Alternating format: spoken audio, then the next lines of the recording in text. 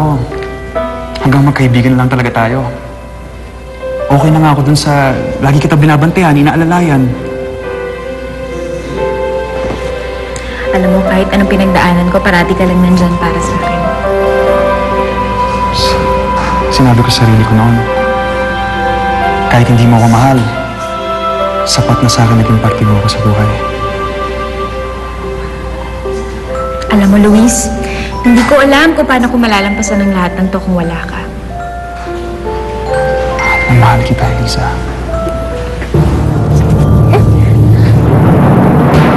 Pero alam mo, you can get in big trouble for saying that.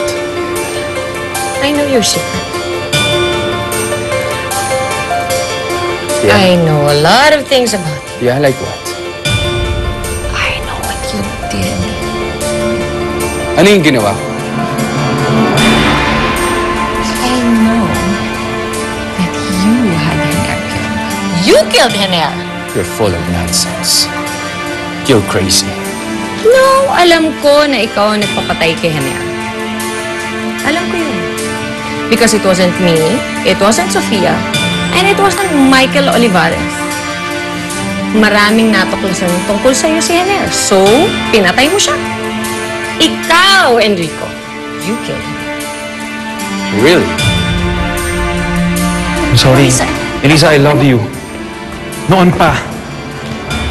Pero hindi lang ako makalapit dahil kayo pa ni Michael. Pero ngayon, wala na kayo. Luis, masyado pang maaga. I'm sorry, Lisa. Nabigla din ako sa mga sinasabi ko. Siguro kasi matagal ko na rin tiniis itong nararamdaman ko for you. At ngayon pwede na. Hindi ko mapigilan. Tuloy-tuloy lang siya. Masyadong maraming nangyayari sa akin. Marami akong masyadong napagdaanan. Pwede ba, Luis, bigyan mo ko ng oras para makapag-isip? Of course, of course. Take all the time you want. Basta nandito lang ako para sa'yo.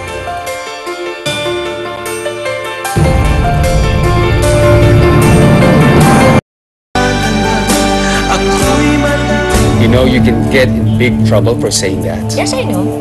But it's the truth. So, just admit it. Sige nga. Ano pa alam mo tungkol sa akin? Everything. Yeah, like what? I know everything about you. I know na pinaimbestiga ka ni Hener dahil sa engagement ninyo ng anak namin. And I know also that he found out a lot of interesting things about you.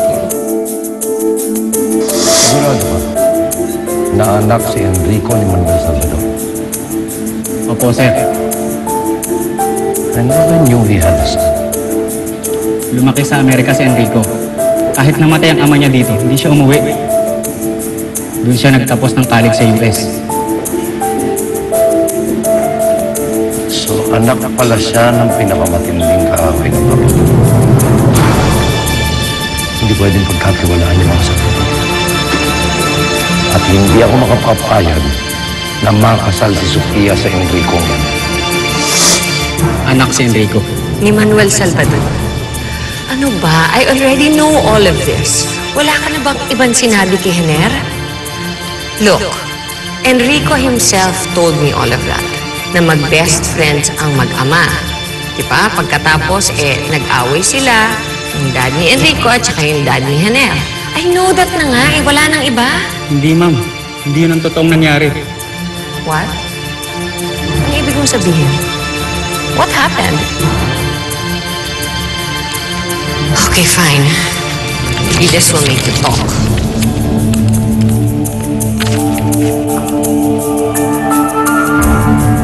Oh, ayan. Blank check. Fill upin mo lang dyan kung magkano gusto mo. But in the meantime, I want to know everything. So what happened?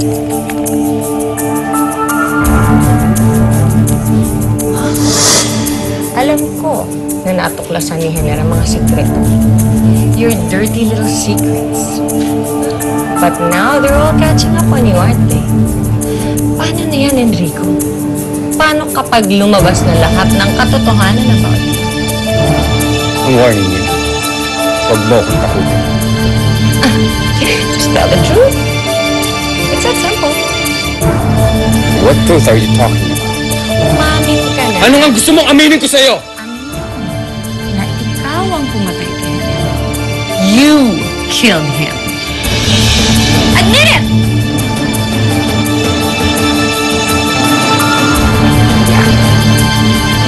I killed your husband.